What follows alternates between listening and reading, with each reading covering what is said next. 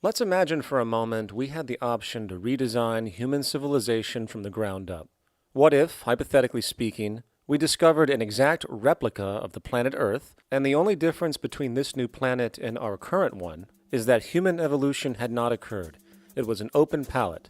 No countries, no cities, no pollution, no Republicans, just a pristine, open environment. So, what would we do?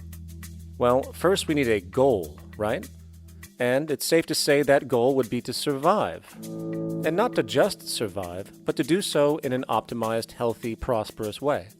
Most people indeed desire to live, and they would prefer to do so without suffering. Therefore, the basis of this civilization needs to be as supportive and hence sustainable for human life as possible, taking into account the material needs of all the world's people while trying to remove anything that could hurt us in the long run. That goal of, say, maximum sustainability understood, the next question regards our method.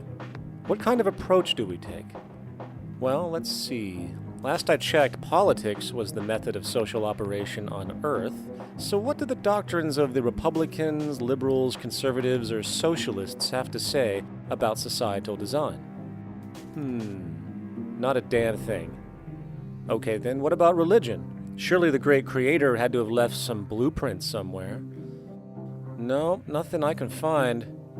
Okay then, so what's left? It appears something called science. Science is unique in that its methods demand not only that the ideas proposed be tested and replicated, but everything science comes up with is also inherently falsifiable. In other words, unlike religion and politics, science has no ego, and everything it suggests accepts the possibility of being proven wrong eventually. It holds on to nothing and evolves constantly. Well, that sounds natural enough to me. So then, based on the current state of scientific knowledge in the early 21st century, along with our goal of maximum sustainability for the human population, how do we begin the actual process of construction? Well, the first question to ask, what do we need to survive? The answer, of course, are planetary resources. Whether it is the water we drink, the energy we use, the raw materials we utilize to create tools and shelter, the planet hosts an inventory of resources, many of which are demanded for our survival. So, given that reality, it then becomes critical to figure out what we have and where it is. This means we need to conduct a survey. We simply locate and identify every physical resource on the planet we can, along with the amount available at each location, from the deposits of copper to the most potent locations for wind farms to produce energy, to the natural freshwater springs, to an assessment of the amount of fish in the ocean, to the most prime arable land for food cultivation, etc. But since we humans are going to be consuming these resources over time, we then realize that not only do we need to locate and identify, we also need to track. We need to make sure we don't run out of any of this stuff. That would be bad. And this means not only tracking our rates of use, but the rates of earthly regeneration as well, such as how long it takes for, say, a tree to grow or a spring to replenish. This is called dynamic equilibrium. In other words, if we use up trees faster than they can be grown back, we have a serious problem, for it is unsustainable. So then, how do we track this inventory, especially when we recognize that all of this stuff is scattered everywhere? We have large mineral mines in what we call Africa, energy concentrations in the Middle East, huge tidal power possibilities on the Atlantic coast of North America, the largest supply of freshwater in Brazil, etc. Well, once again, good old science has a suggestion. It's called systems theory.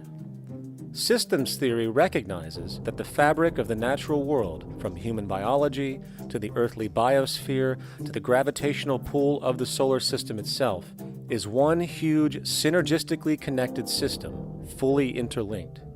Just as human cells connect to form our organs, and the organs connect to form our bodies, and since our bodies cannot live without the earthly resources of food, air, and water, we are intrinsically connected to the earth, and so on. So, as nature suggests, we take all of this inventory and tracking data and create a system to manage it. a global resource management system, in fact, to account for every relevant resource on the planet. There is simply no logical alternative if our goal as a species is survival in the long run. We have to keep track as a whole.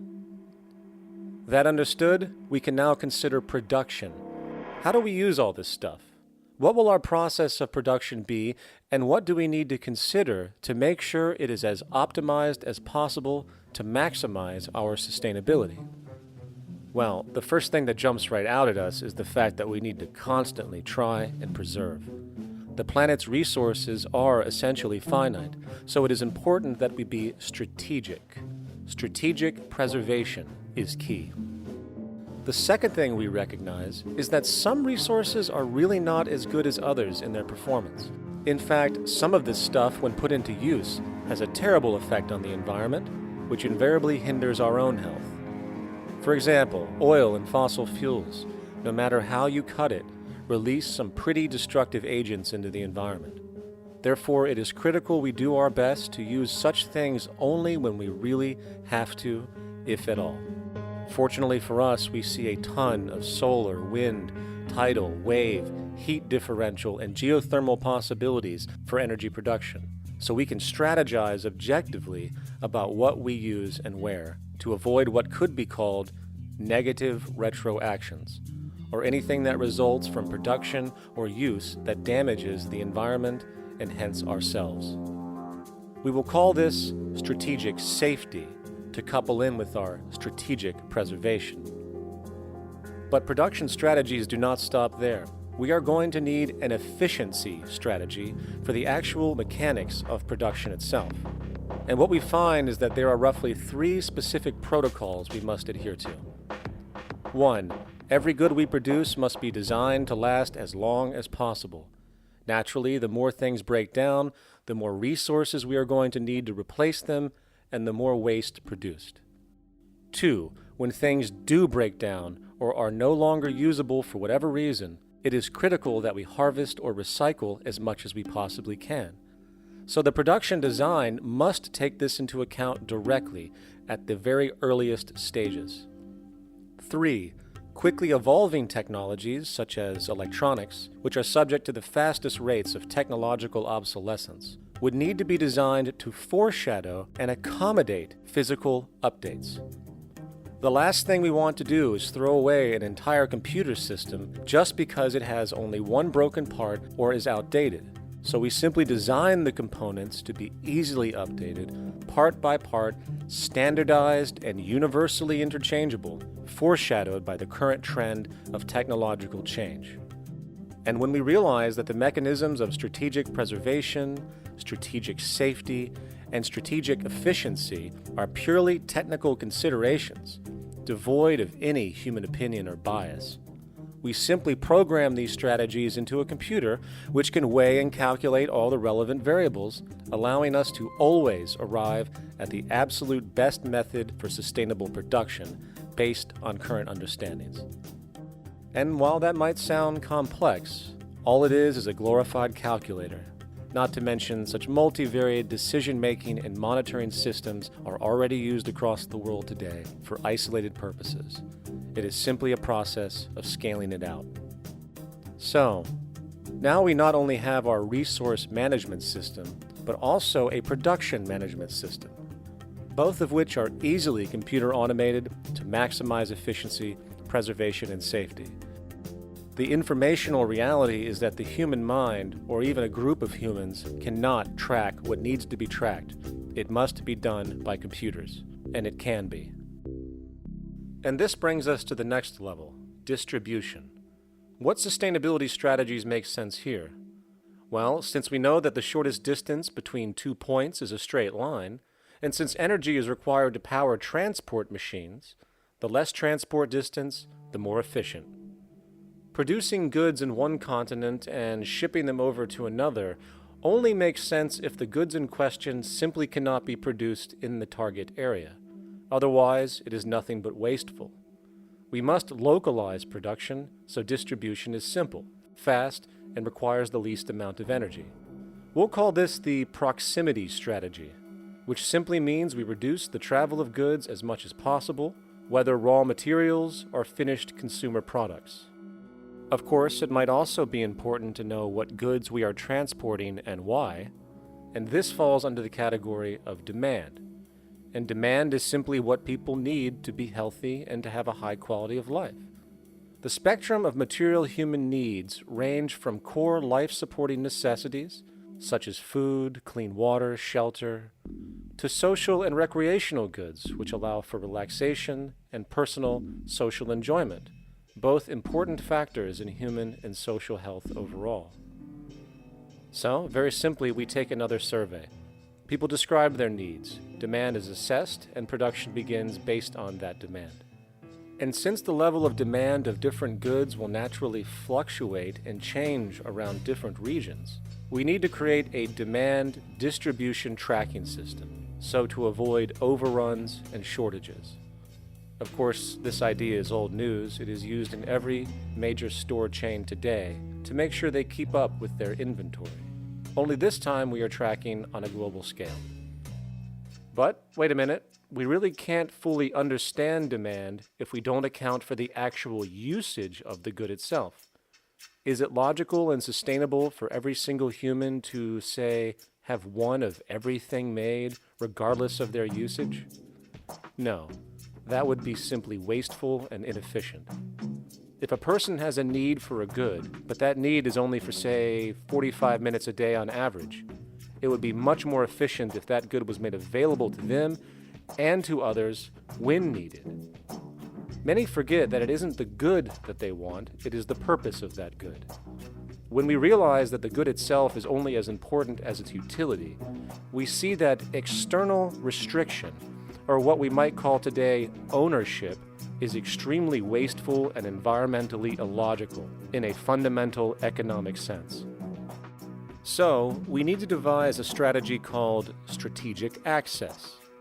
This will be the foundation of our demand distribution tracking system, which makes sure we can meet the demand of the population's needs for access of whatever they need when they need it. And as far as physically obtaining the goods, centralized and regional access centers all make sense for the most part, placed in close proximity to the population, and a person would simply come in, take the item, use it, and when finished, return it when it is no longer needed. Sort of how a library works today. In fact, these centers could not only exist in the community in the way we see local stores today, but specialized access centers would exist in specific areas where often certain goods are utilized, saving more energy with less repeat transport. And once this demand tracking system is in order, it is tied into our production management system, and of course into our resource management system, hence creating a unified, dynamically updating, global economic management machine that simply makes sure we remain sustainable, starting with securing the integrity of our finite resources, moving to make sure we only create the best, most strategic goods possible, while distributing everything in the most intelligent and efficient way. And the unique result of this preservation-based approach, which is intuitively counter to many, is that this logical, ground-up, empirical process of preservation and efficiency, which can only define true human sustainability on this planet, would likely enable something never before seen in human history. Access abundance, not just for a percentage of the global population, but the entire civilization. This economic model, as was just generalized, this responsible systems approach to total Earth resource management and processes, designed again to do nothing less than take care of humanity as a whole in the most efficient and sustainable way, could be termed a resource-based economy. The idea was defined in the 1970s by structural engineer Jacques Fresco. He understood back then that society was on a collision course with nature and itself, unsustainable on every level. And if things didn't change, we would destroy ourselves one way or another. Are all these things you're saying, Jacques, could they be built with what we know today, or are some of these things, are you guessing based on what we know today? No. All of these things can be built with what we know today. It would take 10 years to change the surface of the earth, to rebuild the world into a second Garden of Eden. The choice lies with you. The stupidity of a nuclear arms race, the development of weapons, trying to solve your problems politically by electing this political party or that political party, that all politics is immersed in corruption. Let me say it again. Communism, socialism, fascism, the Democrats, the liberals, we want to absorb human beings. All organizations that believe in a better life for man, there are no Negro problems or Polish problems or Jewish problems or Greek problems or women's problems. They're human problems. I'm not afraid of anybody. I don't work for anyone. No one can discharge me. I have no boss. I am afraid to live in the society we live in today. Our society cannot be maintained by this type of incompetency. It was great, the free enterprise system, about 35 years ago. That was the last of its usefulness. Now we've got to change our way of thinking or perish.